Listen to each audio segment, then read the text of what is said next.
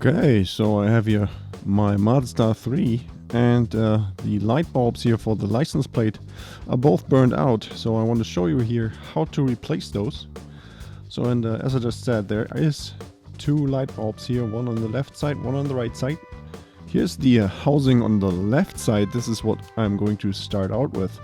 And you don't need any tools in order to change the light bulbs here. You just sort of pull the housing back basically into the vehicle, and then you can just pull out this housing here. You see here, this is here connected with this small harness, and that harness goes directly to the right light bulb housing, and this one we remove in the same fashion.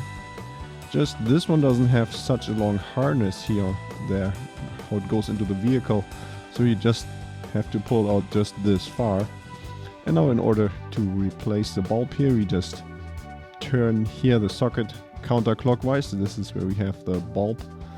And in this case here, this is the model 2006.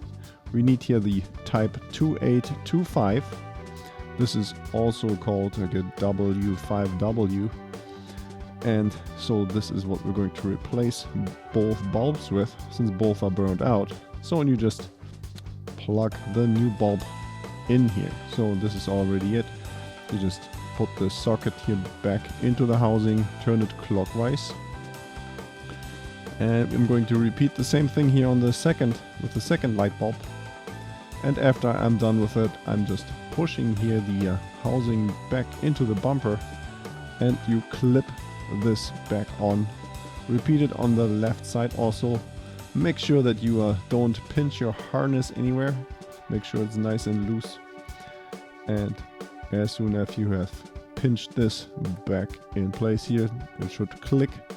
Then let us try out if it works again. And yeah, as you can see, we have replaced the light bulbs successfully. So yeah, if you have any questions or comments, please leave a comment below, and don't forget to check out my other Mazda 3 repair videos.